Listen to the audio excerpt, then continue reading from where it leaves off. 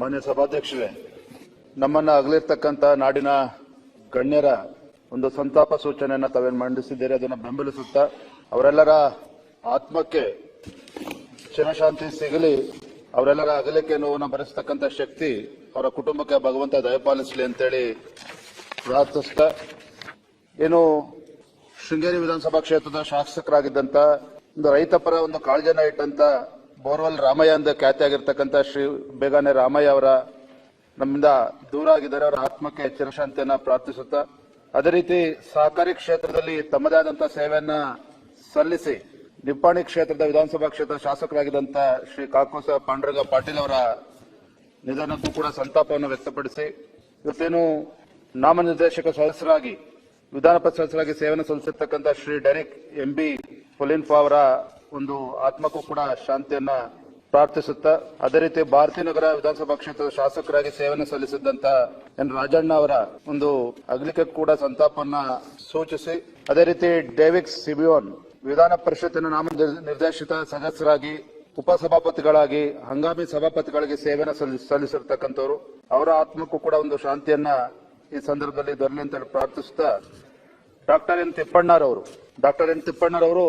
ರಾಜ್ಯದೊಬ್ಬ ಹಿರಿಯ ರಾಜಕಾರಣಿ, ಕಾನೂನು ತಜ್ಞರು ಹಾಗೂ ಮತ್ತು ಶಿಕ್ಷಣ ಕ್ಷೇತ್ರದಲ್ಲಿ ಒಂದು ಅಪಾರವಾಗಿರ್ತಕ್ಕಂಥ ಸೇವೆಯನ್ನು ಸಲ್ಲಿಸಿರ್ತಕ್ಕಂಥ ಡಾಕ್ಟರ್ ಎನ್ ತಿಪ್ಪಣ್ಣ ಅವರು ಇವತ್ತು ವೀರಶೈವ ಲಿಂಗಾಯತ ಸಮುದಾಯಕ್ಕೂ ಕೂಡ ಒಂದು ಅಪಾರವಾಗಿರ್ತಕ್ಕಂಥ ಕೊಡುಗೆಯನ್ನು ಕೂಡ ಅವರು ನೀಡಿದ್ದಾರೆ. ಅಖಿಲ ಭಾರತ ವೀರಶೈವ ಮಹಾಸಭಾದ ರಾಜ್ಯ ಘಟಕದ ಅಧ್ಯಕ್ಷರಾಗಿ ಸಮಾಜಕ್ಕೂ ಕೂಡ ಒಂದು ಉತ್ತಮ ಸೇವೆಯನ್ನ ಸಲ್ಲಿಸಿದ್ದಾರೆ. ಅವರ ಆತ್ಮಕ್ಕೆ ಶಾಂತಿಯನ್ನ ಕೋರಿ ಅವರ ಕುಟುಂಬ ಮತ್ತು ಅಭಿಮಾನಿಗಳಿಗೆ ಆ ದುಃಖವನ್ನು ಭರಿಸತಕ್ಕಂಥ ಒಂದು ಶಕ್ತಿ ಭಗವಂತ ನೀಡಲಿ ಅಂತೇಳಿ ನಾನು ಈ ಸಂದರ್ಭದಲ್ಲಿ ಪ್ರಾರ್ಥನೆಯನ್ನು ಕೂಡ ನಾನು ಮಾಡ್ತಾ ಇದ್ದೇನೆ. ವಿಶೇಷವಾಗಿ ಡಾಕ್ಟರ್ ಕೆ ಕಸ್ತೂರಿ ರಂಗನ್ ಅವ್ರ ಬಗ್ಗೆ, ಬಹುಶಃ ಕಸ್ತೂರಿ ರಂಗನ್ ಅವ್ರ ಬಗ್ಗೆ ಎರಡು ವಾಕ್ಯದಲ್ಲಿ ಹೇಳೋದು ಕಷ್ಟ ಆಗ್ತದೆ. ಡಾಕ್ಟರ್ ಕಸ್ತೂರಿ ರಂಗನ್ ಅವರು ಇವತ್ತು ವಿಶ್ವದಲ್ಲಿ ಅವ್ರನ್ನ ಗುರುತಿಸತಕ್ಕಂಥವ್ರು. ಅವರ ಒಂದು ದೂರದೃಷ್ಟಿತ್ವ ಮತ್ತು ಬಾಹ್ಯಾಕಾಶದಲ್ಲಿ ಅವರು ಕೊಟ್ಟಿರ್ತಕ್ಕಂಥ ಕೊಡುಗೆಗಳನ್ನ ನಾವು ಯಾವತ್ತೂ ಕೂಡ ಮರೆಯೋದಕ್ಕೆ ಸಾಧ್ಯ ಇಲ್ಲ. ಕೆ ಕಸ್ತೂರಿ ರಂಗನ್ ಅವರು ಇಸ್ರೋ ಸಂಸ್ಥೆಯ ಅಧ್ಯಕ್ಷರಾಗಿ, ಯೋಜನಾ ಆಯೋಗದ ಸದಸ್ಯರಾಗಿ, ತದನಂತರದಲ್ಲಿ ರಾಜ್ಯಸಭಾ ಸದಸ್ಯರಾಗೂ ಕೂಡ ಸೇವೆಯನ್ನು ಸಲ್ಲಿಸಿರ್ತಕ್ಕಂಥವ್ರು. ಬಹಳ ಪ್ರಮುಖವಾಗಿರ್ತಕ್ಕಂಥ ಅಂಶ ಅಂತ ಹೇಳಿದ್ರೆ, ಬಾಹ್ಯಾಕಾಶದ ಜೊತೆಗೆ ನಾವು ಇತ್ತೀಚಿನ ದಿನಗಳಲ್ಲಿ ಯಾಕೆ ಅವರನ್ನ ನೆನಪು ಮಾಡ್ಕೊಳ್ತೇವೆ ಅಂತ ಹೇಳಿದ್ರೆ, ರಾಷ್ಟ್ರೀಯ ಶಿಕ್ಷಣ ನೀತಿ 2020 ಒಂದು ರಚನಾ ಸಮಿತಿಯ ಅಧ್ಯಕ್ಷರಾಗಿ ಒಂದು ದೂರದೃಷ್ಟಿತ್ವವನ್ನು ಇಟ್ಕೊಂಡು ಈ ದೇಶದ ಯುವಕರಿಗೆ ಒಂದು ಸರಿಯಾದ ದಿಕ್ಕಿನಲ್ಲಿ ತೆಗೆದುಕೊಂಡು ಹೋಗಬೇಕು ಅನ್ನುವ ಸದುದ್ದೇಶ ಇಟ್ಕೊಂಡು ಒಂದು ನೂತನ ರಾಷ್ಟ್ರೀಯ ಶಿಕ್ಷಣ ನೀತಿಯನ್ನು ಕೂಡ ಅವರು ತಂದಿರತಕ್ಕಂಥದ್ದನ್ನ ನಾವು ಮರೆಯೋದಕ್ಕೆ ಸಾಧ್ಯ ಇಲ್ಲ. ಅವರ ನಾಯಕತ್ವದಲ್ಲಿ ಭಾರತೀಯ ಬಾಹ್ಯಾಕಾಶ ಅನೇಕ ಕಾರ್ಯಕ್ರಮಗಳು ಇವತ್ತು PSLV ಇರ್ಬೋದು, GSLV ಇರ್ಬೋದು, ಒಂದು ರೀತಿ ಇವೆಲ್ಲವೂ ಕೂಡ ಉಡಾವಣೆ ಆಗಿರ್ತಕ್ಕಂಥದ್ದನ್ನ ನಾನು ಈ ಸಂದರ್ಭದಲ್ಲಿ ಸ್ಮರಿಸೋದಕ್ಕೆ ಇಚ್ಛೆ ಪಡ್ತೇನೆ. ಇವತ್ತು ಪದ್ಮಶ್ರೀ, ಪದ್ಮಭೂಷಣ ಮತ್ತು ಪದ್ಮವಿಭೂಷಣ ಸೇರಿದಂತೆ ಭಾರತದ ಅತ್ಯುನ್ನತ ನಾಗರಿಕ ಪ್ರಶಸ್ತಿಗಳನ್ನು ಕೂಡ ಅವರು ಪಡೆದುಕೊಂಡಿದ್ರು ಅಂತೇಳಿ ನಾವೆಲ್ಲರೂ ಕೂಡ ತಿಳಿದುಕೊಂಡಿದ್ದೇವೆ. ಡಾಕ್ಟರ್ ಕಸ್ತೂರಿ ರಂಗನ್ ಭಾರತದ ಬಾಹ್ಯಾಕಾಶ ಮತ್ತು ಶಿಕ್ಷಣ ಕ್ಷೇತ್ರಕ್ಕೆ ತಮ್ಮ ಅಮೂಲ್ಯವಾಗಿರ್ತಕ್ಕಂಥ ಕೊಡುಗೆಗಳನ್ನು ಅವರು ನೀಡಿದ್ದಾರೆ. ಅವರ ಸಾಧನೆಗಳು ನಮ್ಮೆಲ್ಲರಿಗೂ ಸಹ ಪ್ರೇರಣೆ ಅನ್ನೋದನ್ನ ಈ ಸಂದರ್ಭದಲ್ಲಿ ಹೇಳ್ತಾ, ಅವರ ನಿಧನಕ್ಕೆ ನಾನು ಕೂಡ ಈ ಸಂದರ್ಭದಲ್ಲಿ ತೀವ್ರ ಸಂತಾಪವನ್ನ ನಾನು ಈ ಸಂದರ್ಭದಲ್ಲಿ ಸೂಚಿಸೋದಕ್ಕೆ ಇಚ್ಛಪಡ್ತೇನೆ.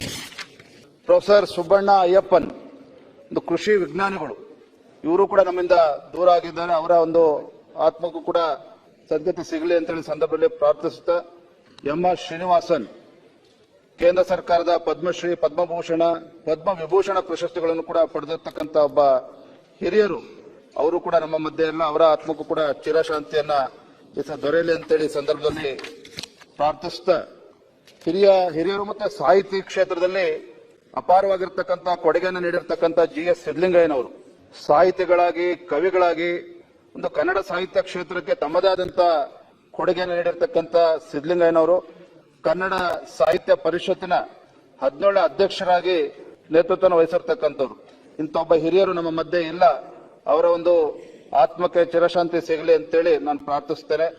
ಅದೇ ರೀತಿ ಹೆಸರಾಂತ ಕವಿಗಳು 85ನೇ ಸಾಹಿತ್ಯ ಸಮ್ಮೇಳನದ ಅಧ್ಯಕ್ಷರಾಗಿದ್ದಂತ ಡಾಕ್ಟರ್ HS ವೆಂಕಟೇಶ್ ಮೂರ್ತಿ, ಅವರ ಒಂದು ಆತ್ಮಕ್ಕೂ ಕೂಡ ಚಿರಶಾಂತಿಯ ಸಂದರ್ಭದಲ್ಲಿ ಪ್ರಾರ್ಥಿಸುತ್ತಾ, ಶ್ರೀಮತಿ ಬಿ ಸರೋಜಾ ದೇವಿ ಅವರು ಕನ್ನಡ ಚಿತ್ರರಂಗದಲ್ಲಿ ಅವರದೇ ಆದಂತಹ ಒಂದು ಸೇವೆಯನ್ನು ಸಲ್ಲಿಸಿ ಇವತ್ತು ಅನೇಕ ಭಾಷೆಗಳಲ್ಲಿ ನಟಿಸಿ ಕಿತ್ತೂರು ಚೆನ್ನಮ್ಮ, ಬಬ್ರುವಾಹನ ಅಂತಕ್ಕಂಥ ಒಂದು ಪ್ರಸಿದ್ಧ ಚಿತ್ರಗಳ ಮೂಲಕ ಇಡೀ ನಾಡಿನ ಜನರ ಒಂದು ಮನಸ್ಸಿನಲ್ಲಿ ಒಂದು ಅಜರಾಮರವಾಗಿರ್ತಕ್ಕಂಥ ಹೆಸರು. ಅವರ ಒಂದು ಆತ್ಮಕ್ಕೂ ಕೂಡ ಒಂದು ಶಾಂತಿಯನ್ನು ಕೋರ್ತಾ, ಪೋಪ್ ಫ್ರಾನ್ಸಿಸ್ ಕ್ರೈಸ್ತ ಧರ್ಮ ಗುರುಗಳು ಅವರು ಕೂಡ ನಮ್ಮಿಂದ ದೂರ ಆಗಿದ್ದಾರೆ. ಅವರ ಆತ್ಮಕ್ಕೂ ಕೂಡ ಈ ಸಂದರ್ಭದಲ್ಲಿ ಶಾಂತಿಯನ್ನು ಕೋರ್ತಾ, ಪಹಲ್ಗಾಮ್ ದಾಳಿ ಬಗ್ಗೆ ಇಲ್ಲಿ ಉಲ್ಲೇಖ ಆಗಿದೆ. 22/4/25 ಏನು ಪಾಕಿಸ್ತಾನದ ಉಗ್ರಗಾಮಿಗಳ ಒಂದು ಅಟ್ಟಹಾಸಕ್ಕೆ 28 ಜನ ಪ್ರವಾಸಿಗರು ಭಾರತೀಯರು ಮೃತಪಟ್ಟಿರ್ತಕ್ಕಂಥದ್ದು ಬಹಳ ದುಃಖ ತರ್ತಕ್ಕಂಥ ಸಂಗತಿ. ಇಡೀ ಜಗತ್ತೇ ಇವತ್ತು ಜಗತ್ತಿನ ಅನೇಕ ದೇಶಗಳು ಇದನ್ನ ಖಂಡನೆಯನ್ನು ಕೂಡ ಮಾಡಿತ್ತು.